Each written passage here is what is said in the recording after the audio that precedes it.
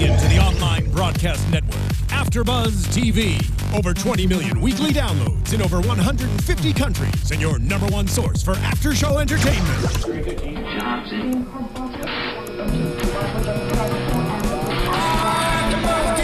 AFTERBUZZ TV, the destination for TV superfans. Producing aftershows for over 300 of your favorite TV shows. Interviewing celebrities and showrunners. And bringing you behind-the-scenes exclusives. All thanks to E! Entertainment's Maria Menounos, producer Kevin Undergaro, and internet leader Akamai. Now, let the buzz begin!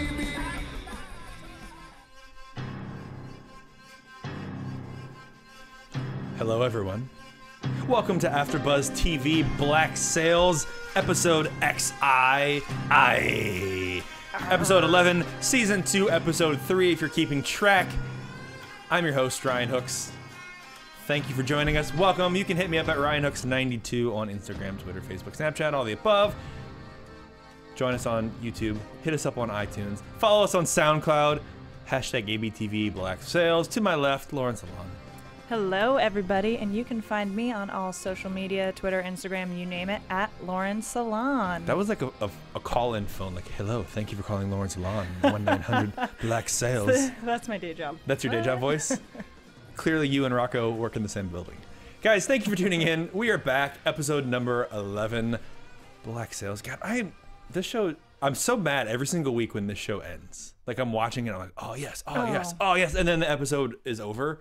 And I'm like, duh, why'd I have to wait a whole nother week?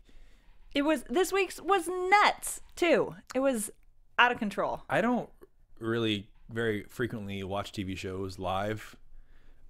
Or if I do, sometimes, immediately after it's on and I watch it. But like, man, I can't even like wait to watch the show. No. And it's on Saturday night, too. Like, I'm sitting at home Saturday night in my pajamas, drink in hand, got my popcorn, and it's like, Black Sails time. Yes. Like, gotta get home early or gotta wait to do anything. Yeah, I can't go out, guys, because I gotta watch Black Sails on Saturday night. All right, so this week, a lot of stuff went down, as you said. I mean, I can go ahead and say I was right if you want to start the show that way. Hey, we called it. I mean, yeah, we'll get there, but... yeah, we'll get there. All right, so the episode starts off this week in 1705, back with Lord Hamilton, and they're talking about how they can fix Nassau. And I like these little flashbacks that they're getting. I like that we're getting more and more about Captain Flint and a little bit more about Miranda Barlow. I'm going to call her Miranda Barlow because it's going to be confusing if we start calling her, whatever, Lord Hamilton's wife. Anywho's, I like that this week, too, they keep bringing up these references, and they've done it before about books. Right. And it takes a little bit of time to figure out why it's relevant. This one was definitely a big one too. Well, both of them. So there's a couple different things. So if you remember in season 1, when Richard Guthrie was captive at Miranda Barlow's house, so to speak, she gives him a copy of Marcus Aurelius and talks about reading it, and it helps explain how Flint is the way he is. And if you think back about that, it's really relevant to this week because now we're learning more about Flint. But we're learning more about Miranda Barlow creating Flint. Right. And, so this week, first off, we get a copy of Don Quixote, which Miss Barlow gives him from Lord Hamilton's office. And it's in Spanish, too, which is another So she makes him a better person. But one thing that's, it's relevant to that is she actually is commenting and targeting it at her husband. And if you think about Don Quixote and the storyline of Don Quixote, basically he doesn't see the world for what it is, and he prefers to imagine himself living like these crazy nightly as in like a night, not like at nighttime, these like stories in his mind, and he creates all these fantasies, and it's essentially what Miranda Barlow is saying that her husband is doing. He's creating this concept of this new Nassau that's never going to happen. Right, this overly optimistic, unrealistic guy that's just dreaming so big, but a little too big, probably. And Flint keeps being blunt and directly honest with him. The things you need to do. Clearly, your governor's corrupt, and he's pretending that he needs help, but really he's taking a bunch of money. They need to replace him. They need all these things to make this work. And, Flint says it will never work. Do you think it'll work? Clearly, it's not. Yeah, it's like the chicken or the egg sort of thing, whether it's the pirates and what's going on there, or is it the corrupt leaders, who kind of influences whom. I agree. Well, then as the flashbacks continue throughout the episode, we get a little bit where Captain Flint, as lieutenant, James Flint, is actually at his house, and Miranda Barlow comes over and invites him to this art show at the Duke and Duchess of Surrey's house. She's so forward. Very. She's so aggressive. I was that kind. I mean, she's very classy and wise, I think, most of the time. And with all of that, also a bit manipulative and sly with what she does. But I was a little surprised to see how forward she was with him. You know, and they talk about her reputation, and there's all these rumors about her, you know, that she does these things with these people, which I think is probably true. Like, all the rumors are probably true. I mean, clearly she's going after Flint.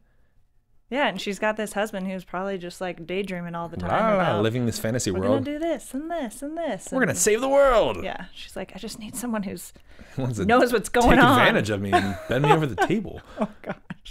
That's also later. Yeah. We got everything Foreshadowing. this week. Literally everything happened this week on Black Sails in one episode that you could ever hope for in a show. Anyway, so they continue then in the storyline where he ends up saying he'll go with her, but he instructs the driver to take them back home, back to the Hamilton's house. But there's a lot of manipulation going on in there. And I felt like that part more than anything in the flashback, when they're in the carriage, gave me a sense of Flint more than anything. Like, her talking about the things that Flint is really wanting, the fact that they're whispering things about him, and it doesn't matter what they're actually doing, it's about what they're saying, and that's more important to him than anything else. And I think that is true now in 1715 or 1716 year they're in now. That is the most true thing about Flint, is he's more worried about what people are saying over what's actually happening. True. Very true. And he likes that. Yeah. And it's relevant from this very moment in 1705 that he likes that, and that's going to be who he is. And this is defining him right now. Yeah, he likes to have that reputation that precedes him, essentially. Well, and it's true, because when he returns back to the tavern later on in the episode, everyone stops talking when he walks in the room. Mm-hmm. Everyone just sees him and just stops. Well, and as we saw with other people who have met unfortunate demises because of that, it's been largely due to talking going on behind his back. Little gossip never hurt nobody.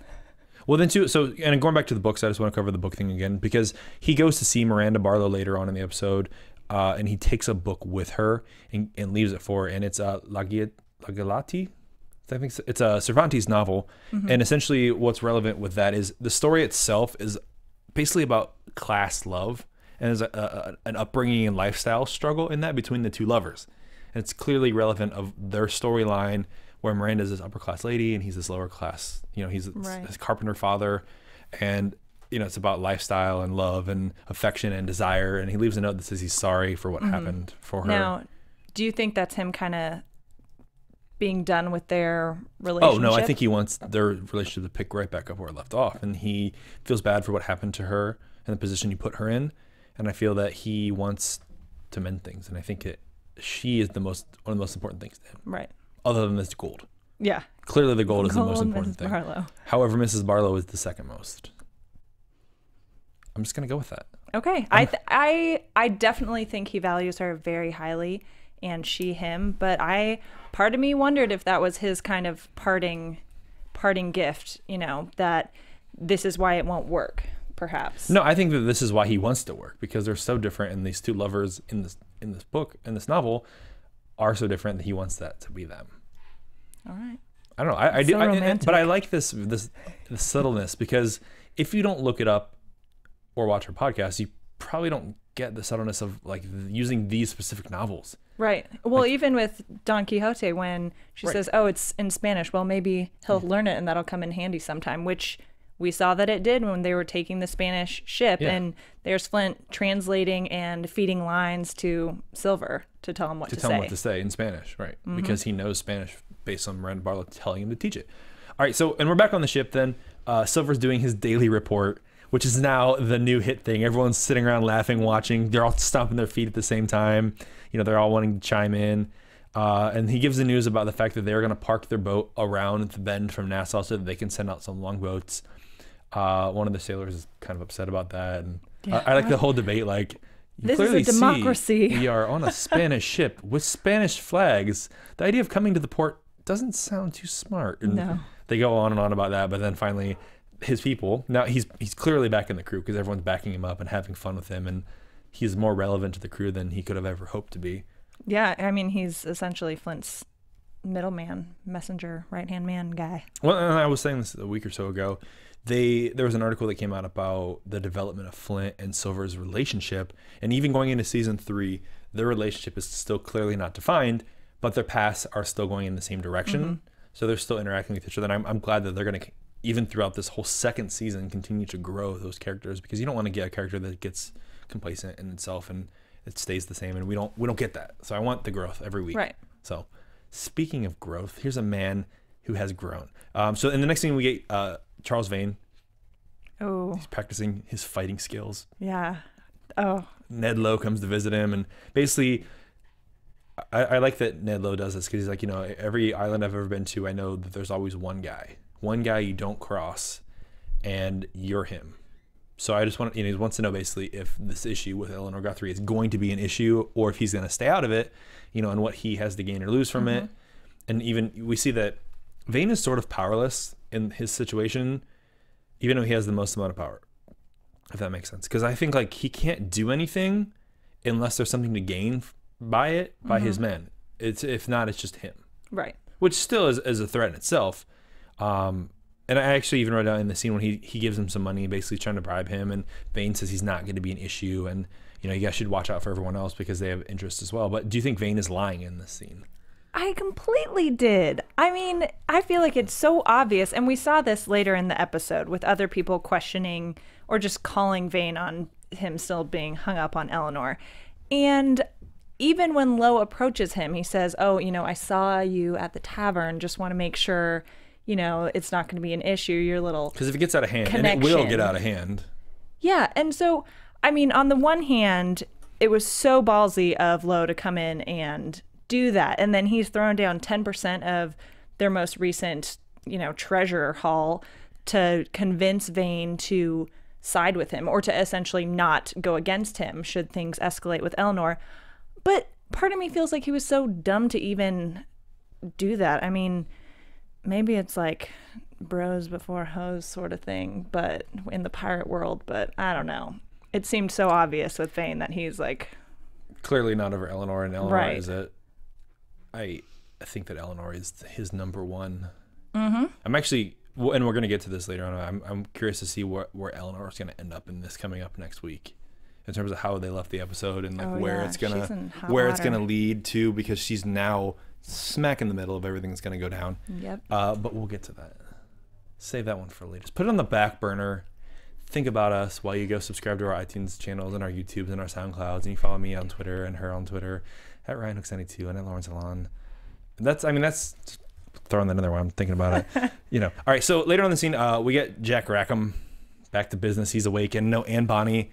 Because Anne is still over in Max's room. Oh. So he goes off. Jack. Poor Jack. He goes off to essentially try to find himself a new crew. They're still trying to build something, and every single week we see that him and Anne are trying to get something going to no avail because they have this black mark on them. Mm-hmm. But I'm curious how they are portraying this jealousy between Rackham, because he makes the comment, I'm not so concerned about her playing the thing between your legs better than me. I'm more concerned about the way she's playing the thing between your ears. Mm-hmm. And I thought it was like so brilliant, because he's not worried about them and their sexual activity. He gets it. He understands that she needs this and she needs to do this for herself. But he also doesn't want her to be so manipulated that they get broken apart. Right. Right. And I like their partnership. I think they have a good, one that's not too kind of perverted by other things. So I like what Jack Rackham and Anne? Yeah, and Anne have. And he even asks her, don't you see what's going on, that she's getting into your head? And Anne says, yeah, I do. I just can't. There's nothing to do about it. Can't do anything about it. How much do you think all this with Jack is driven by fear of what Max could do to them? I think a lot, because I think Jack is always thinking about what the next move is. He's very smart and savvy about that stuff. And so I think and with him, saying he is worried about Max getting into Anne's head, I think that definitely signifies that he's worried that she's going to convince her to kind of pull away from him in some way. Well, I think that the partnership that they're getting into now, like I said before, is an awesome one. I think it's a great move for everyone involved.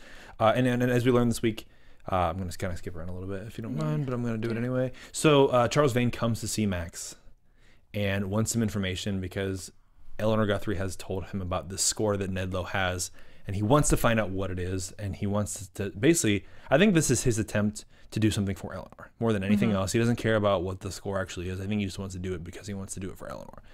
And he offers Max the 10% that Ned Lowe gave him, but she turns it down and says, no, I don't want money. I want something more valuable. And she offers the service basically if Vane will remove the black spot from Anne Bonny and Jack Rackham, which I think is like such a cool move. Like that's whatever doubts, and this is why I asked about the fear that maybe has with Max, whatever doubts that Rackham had about Max before now have to be gone because she went out of the way to do something to help them, which helps her. But at the same time, yes. So we've seen a few big moments from Max for Rackham and Anne. So with this week's episode, with her kind of getting clearly going down on her was the first part. Go on. Heyo. But you know, when she came in and kind of called out all the other women for not giving their fair share of their earnings. So that was the first big thing. And then obviously this week with getting the, you know, stamp of approval from Vane for Rackham. But at the same time, he's watching her do all this. I mean, I feel like you got to be skeptical of everybody in the show. Absolutely. Yeah. So he shouldn't put too much trust in her. And he's worried that all they have right now is this tavern and this business in terms of the prostitution house. I feel like he's worried that he could lose that too. Like this is what he has right now, and if that goes, then where's he at? Well, he does have the flicker of, you know, he'll be able to get back on a ship and with now, the crew. Yeah, you know, because Vane comes in and sits with him, and he goes to shut up and sit down. Yeah, he's like, what's going on in here? Yeah, I love he's so sketchy the whole time. He doesn't say anything, you know. And then obviously Max gives him the secret about what was on the ship. You know, they shake hands, and then he leaves and goes on his merry way. Well, they do like a big public hug. Yeah, public hug. Basically, now they're busy. But one thing I did notice more than anything in that whole scene was when they stood up, Anne Bonny went for her sword to protect Jack from the things that were going to happen. And actually, that showed to me that regardless of what's happening with her and Max in this whole situation, that was like they're thick as thieves. Yeah, you know? I like that part a lot. Vane even said he's like, you know what? You two have been through this when I found you two guys hooking up behind the shed before we even started doing any of this. And you two are either going to be the death of each other or you're going to run everything. Yeah, which makes me a little nervous for, I mean, we'll get to this later, but for what's going to happen down the road. I mean, there's two ways to go with that, obviously. And I think we like killing people off. Historically, Rackham becomes a captain. So. But he also, doesn't he die before Lowe historically? So they're mixing that up, obviously. Lowe isn't even historically in the same time frame as some of these guys, even though they captain some of the same ships. Him and Vane both captain the Ranger. Oh yeah. Well, but so we know that they mix things up historically a bit. So who knows if if that means then Rackham's gonna get it soon or what? Until then, Anne Bonny's gonna keep getting it. Well, and then we get the ending scene there where essentially he's worried about being able to protect her when he's not in the same room, so she invites him into the room. Yeah. So she's like, "What are you waiting for? Come on, what are you doing?" If one lesbian scene wasn't enough, we also got a threesome. But we didn't get a threesome, which I was a little, not that I like needed to see it, but we get so much other action that they didn't show a peek of the three-way. They were saving it for they showed Anne Bonny getting naked, which and Max, who we've seen 1,000 times already, which I'm not mad about. No, I mean, neither am I. Let's be real. No, she's adorable. So, but I mean, I just thought that at least, hey, if you're gonna show everyone else's everything business, why not show little Jack Rackham at least shirtless? Something. Listen, who knows? You get Charles Vane shirtless, frontless. Well, this week, yeah. I mean, do you need more than that? No, I don't think so. I just noticed that they show every other sex scene. So, what about that one? The first three-way. Well, maybe it's going to start the episode off next week. Something save that for predictions later on, right? All right. So we get Flint back in town. like I said, jumping back a little bit because we already dropped off the novel, and he immediately wants to go seek out Hornigold. He's arranged with Silver to basically have a couple guys go ahead and keep an eye on everything so that they know where the gold is, if the gold gets moved. See where all that. The soldiers and how they're moving. And also Flint's instructing Silver to get rum and less flour because he wants the men good and drunk when he tells them they're not going to get to go ashore. And he knows they're going to be kind of upset about that. Yeah. However, we also find that Hornigold is basically chilling out on the beach. What's his flag doing over there? Yeah, why is he right over there? Because he goes ashore thinking that, okay, he's going to go talk to him about the harbor and he's going to go, do all this and that. And in the back of his mind, he's thinking about what Dufresne asked him and about how he's going to explain what happened with Gates, which he later does explain about what happens to Gates, which we'll get to. But I like that that's something that Dufresne brings up to him. On a side note, while we're thinking about it, Dufresne, so last week I made some comments about Dufresne being replaced. And I've recently learned about the former Dufresne, Janice Elson. He actually has brain cancer. So I just want to shout out to him and thoughts to go to him. And we hope you get better soon, buddy. And we hope you're back as Dufresne. That's what we want. And according to some of the articles I read, he actually, the replacement was only temporary for hopes of him coming back. Well, hope things shout progress out to you, and buddy. get Let us know how everything's going. Hit us up on Twitter and we'll let you know. All right. Anyway, moving right along. Also, before Flint goes, he also suggests that the Vanguard stay in his room. Another brilliant move. Flint's just like making little moves that are just solidifying his position because he's like, oh, well, why don't you just let them stay in my quarters instead of sleeping out on the deck, and why don't you do this to help them out? Why don't you buy more rum? And every move that he does is very so far ahead calculated. of everything else. So far ahead. And he's like planning every little move, and he knows that he's going to have to tell these men that they're not going ashore. So he's like, what can I do in advance to make them happy? Or the next time somebody pulls a gun on me, they're going to be there to help me because I helped them now. So far ahead. All right, so let's keep moving right along here. One of the things also that was really cool this week, Eleanor Guthrie goes to see Miranda, which they haven't had very much interaction. She even says we've only spoken a few words to each other. However, Eleanor feels like Miranda owes her something and basically wants Miranda to arrange a meeting. Yes. Her shipping company that they have started isn't going very well. And she thinks that with the help of one of the farmers, Mr. Underhill, that she can get some business going, get some money coming into place. Yeah, because Eleanor... He has a name and a reputation. Right, and Eleanor's blaming Miss Barlow for having sided with her dad previously. Right. So she's like, you owe me, lady. Sure, why not? Yeah, and I really liked how... So they're talking about Flint, and she says, you have some, Eleanor is saying to Miss Barlow, you have some sort of control over him. I want to know what it is that happened that made it so he owes you. Why is he so indebted to you? And she says that, she must be one of his demons, essentially. And I loved how Mrs. Barlow kind of came back at her. It was very eloquent, but also very pointed, saying, every man has his torments. Demons born of past wrongs that hound and harass him. You perceive the effects of Captain Flint's demons, echoes of their voices, but I know their names. I was there when they were born. I know the things they whispered to him at night, so you can believe me when I tell you that within his chorus of torments, none of them look or sound like me. Oh, snap. In your face. I know. That was just I loved the writing of that. It was awesome. Thank you for that reading of that. You're welcome. Very nice. Dramatic readings. That was a very dramatic reading. No, actually, I wrote some of the similar things down about, that she knows all of Flint's demons. And she even says oh, you're friends with James. And she's like, who? Oh, yeah. Captain Flint. Like they're on a first name basis. That felt so silly to me a little bit when she comes in. Like, you're not going to call him James to other people. Seriously, come on. No, and I do. I think that scene was a very powerful scene, even though it was a very short interaction. And I think it set up Miranda. Again, going back to Miranda, I think she is a key that's so big in this story that we're getting just little bits here, and I'm glad we're getting more and more of that because Flint now is Flint now because of Miranda.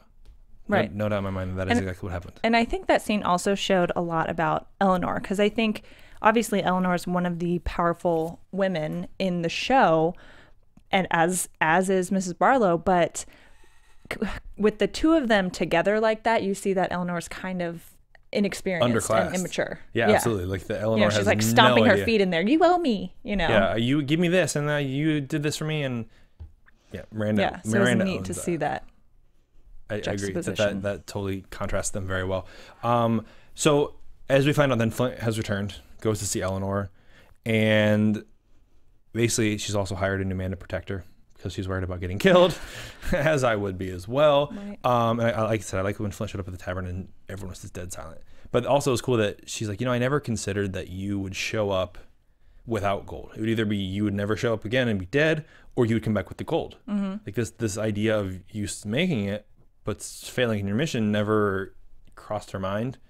This actually is probably one of my favorite scenes in the whole episode, where Flint then goes on to tell her about what happened, about how Gates was against everything that they were doing and basically tried to stop him, and Flint did what was necessary. Right. And that just goes to show how far Flint is willing to go versus everyone else, because she does lose the castle to Vane, and she's like, Vane's not an issue like you think he would be. He's on our side, because he's working for them, so to speak, but he's not. And he's not an issue, but he is an issue. Right. Well, and his whole speech about that, and in part, I guess, why he told her about Gates. Not that, he would have had to anyway, but was to also say, I did what's necessary. Go. Yeah, so you've got to, girl. Do you think Vane would take the gold from Flint if he came back with it in the boat? Oh. Because he positioned that. Not just because, I don't think. If there was some sort of, if Eleanor gets in the middle of it, I think that's definitely up for grabs. As a bargaining chip or something. And I think, and I've said this before and I'll say it again, Charles Vane is my favorite character in the show. And I actually have really enjoyed the way that he's been portrayed in the last several weeks, because he's very there, but he's not forcing himself to be there. He's always in a scene, but he's kind of kicked back and relaxed. And he knows that he is the top dog, and he doesn't have to prove it. And I feel like that's really great, because you see Ned Lowe, who's like out causing trouble and out stirring things up, and same with Rackham, and like they're trying to prove something, like how tough they are, same with every character, they're trying to prove how tough they are, but he doesn't need to. No, he's like either super chill and mellow or an insane. Like going all straight out. Up insane. Yeah. And I like the way he's being portrayed in that, and that makes me like just enjoy him more. Every time I see him, I'm thinking like, man, Vane is such a cool guy. God, Vane is such a cool guy. Man, I want to hang out with Vane. Man, I wish Vane was. I wish Vane was in my crew. Let me braid your hair. Oh, it's already braided. He looks great. Well, and it's good because now that basically that Eleanor has learned all this information, we've seen what what Flint is willing to do and how far he's willing to go. And I like that he's pushing Eleanor, because I think that he knows something's gonna give, and we see that at the end of this episode, that the stand has to be made essentially, and Eleanor's right in the middle of that. But I like that he's starting off getting that thought in her head. Yeah. Making her question everything that's happening. Now, do we think Flint, well, I feel like we know the answer to this, but do we think how far would he cross her? Oh, I think he'll do anything that's necessary. Do you think he would kill her? Gates was his best friend. Yeah, but I feel like they have such like he's like got a almost a weird dichotomy and dynamic to their character. Yeah, like almost fatherly, but not really, but maybe a little bit. A little bit. I feel like if it came to it, that if it was between her and the gold, he would kill her to get the gold. I don't think that actually will happen, where he'll be put in a position where he would need to kill her, but... Although I don't foresee maybe next week, if there is an attack on the castle, I don't see that it's out of the realm of possibility for her to be injured. Right. No. By something that Flint did directly, based on their attack of the castle, because she is there. Right. I could very likely see that happening, but I don't think that he directly would do anything to her. Right. He needs her too much at this point, even though his focuses are very singular and they're very much the gold. He needs her more than he thinks and more than he knows. So, and I do like then too, they brought Horning Gold back in, they brought Mr. Scott back in, and they're all part of this new big plot, and they need to figure out ways to strike on the fort.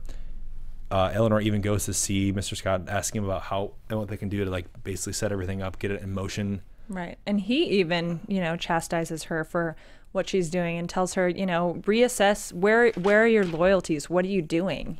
Who are you siding with? And so that's obviously from Flint directly, but now from Mr. Scott, it's becoming very clear that her split loyalty between Flint and Vane is going to be a big issue. So that's going to happen soon. It's going to happen soon. So what happens sooner rather than later is the part that I've been waiting for the whole week, ever since last week. So Vane goes out to see Ned Lowe. He goes out alone in a ship, and he basically says, I have a proposition for you, and, you know, I have a castle, but I don't want to sit in the castle. I want to sail, and you have a crew and a ship, and I need a crew and a ship. So...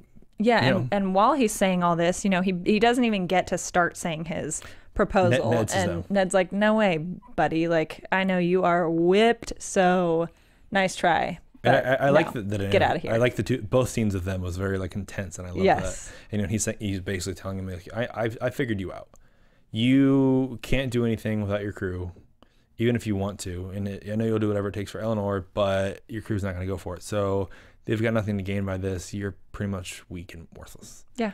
So get out of here. Do your guys even know that you're here? Picks up his knife. Sets it on the table, twirls it around, fiddle farts around with it. Yes. So I love that he's like, nope, you can give me your crew and I'll give you a head start. Yeah. Ooh, thanks. I know when he said, because you know that while this is happening, right, like as we're watching, we know what's about to happen. You see the guys popping up in the water and climbing the walls and stuff, slitting throats. Yeah. So just as he starts saying that, you know, a head start, right when that beat hits, you're like, oh snap, it's happening. So in the fight scene that they had between the two of them, like, it just, Vane is so seasoned because he like kicks the table at him right away and then goes right at him instead of backing off. And as they were fighting, like, you know, obviously Lowe got the upper hand in him and he was choking him. And this whole time I'm watching this and I'm thinking, oh my gosh, like, I hope his crew comes in and like helps him out. And then I was like, no, I don't want his crew to come in to help him. I want Vane to handle it himself. Like, it's so much cooler if Vane does it himself. Yeah, he dug himself out of a grave to kill a guy. Smashed up, right? Yeah, after being basically dead. So he's got it. So dare I say this scene was an eye for an eye? Is that a one-eyed joke? I mean, I had to say it. I wrote it down. I thought it was funny. Dang, I feel like I need an eye joke now. I don't have one. Eye for an eye. Yes, you don't. I'm sorry. I just needed. It was just, okay, I'm done now. That was awful. Moving on. The reason they came was to find the girl on the ship. They did find the girl on the ship exactly where they thought she would be, which is huge because, as we learned previously, she is the daughter of the governor of the Carolinas, who has all kinds of information. There's also a $250,000 or £250,000 reward for her head. You know, reward for her head, or ransom, whatever, reward, money to return her safely. Yes, essentially, like that's huge. Yeah, that's more than a third of what the Ergo Prize is. Like, why don't you take her back and get that money? Right. Well, but, you know, I would do that probably. Well, no, I wouldn't. And she's hidden now in the castle. She's nobody knows she's there. And yeah, except next week when Flint goes in and takes it over, he's gonna get her or find out about her. Something is gonna go down. Well, and after the whole Vane incident, he puts a spear with a head in the middle of town with a sign that says, "I angered Charles Vane." That was so awesome and so ridiculous. It was awesome and ridiculous. I loved it. I also loved it very much. I think that was, again, what I said last week was going to happen, and it was my favorite part. Yeah, and then, just as he had hoped, Eleanor jumps his bones. Boom. And yeah, she goes to the castle. Obviously, it's a thank you, and they get down, and it's like dirty get down, too. It's like take me from behind, get down. Yeah. Loving it every minute. They wake up together. The cuddling, romance also. Flowers, the candlelight of the castle. Yeah, she wakes up and he's staring into her eyes. Yes, and his dirty, grungy hair. And it says, "Come here, I have something to show you. There's a woman knocked out in my basement." There's a knocked out woman in my basement. So, and this brings me back to what I was saying before. Now that this has happened, now that Ned Lowe has been killed by Charles Vane, which is a direct, "Hey, Eleanor, I love you" kind of thing. Yeah. And Flint's in the middle because he wants the castle to be in control of somebody that he trusts when he brings the gold back. Where is Eleanor in all of this? Like, where does her allegiance lie when it comes down to the choice? I think she'd choose Charles Vane over Flint and the money. I think so. No, I don't because she already didn't choose Max or Vane. Right, she already double crossed him. Well, I mean, right, took his ship and didn't sell their merchandise and all that. So I could see her throwing him under the bus again, essentially. Literally. Under the boat. Well, do you wonder if, well, it looks pretty intense next week on the previews that we saw. So I wonder if almost minimal things happen and we saw the intensity and maybe she talks him out of the castle? Maybe. I don't see that happening. Well, she does have a lot of sway in but there's his not decisions. It's not so much about Vane, it's about the men.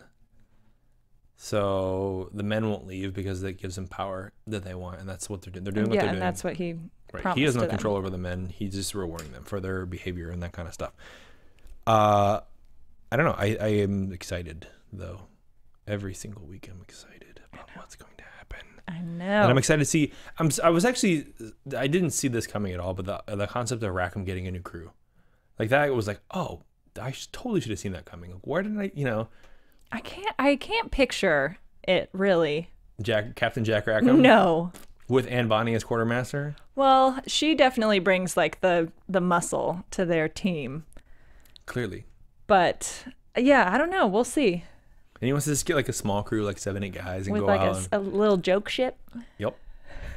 A little skiff that one of them can handle. A cute little ship. I don't know. I don't see that either, but I am excited to see where it's gonna go. What was your favorite part this week?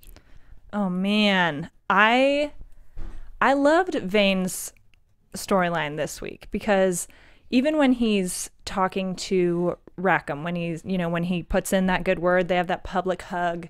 He says, now you know what it's like to wake from the dead, essentially, which, Vane did pretty literally. But I think this episode we saw that even more with his badassery, if you will, against Ned Lowe. So that was really him finally fully waking up, I would say. So I loved that. And we were talking about last week how excited we were for whenever that moment would come. So that was exciting. And also there was a lot of sex this week. Yeah. Lots of sex. Why not? It's Starz. Lots of naked girls. Yeah. Lots of naked girls. Yeah. I did also like the dynamic between Rackham, Anne, and Max, and how they, the girls kind of let him into the situation. It was interesting, and I feel like part of this stems from the actress not really being comfortable with nudity, and also a dynamic they're trying to show with Anne Bonny being sort of sexually shy, because as she undresses, she's kind of in the corner. Yeah, she doesn't look back at them. She doesn't look back, but then she has all the scars on her back from all the fights and stuff that she's been in, and all the. I think part of that goes back to, they don't talk about it, but I think they might. Where I think that because she talked about being in a situation like Max, and that's why she appealed and associated with Max, where she was beaten and raped, and what she did is she cut the guy's balls off. So, I mean, matter of fact, it is, and that's sort of what created Anne Bonny into this kind of badass woman that she is now, and the take no shit from no one attitude that she has.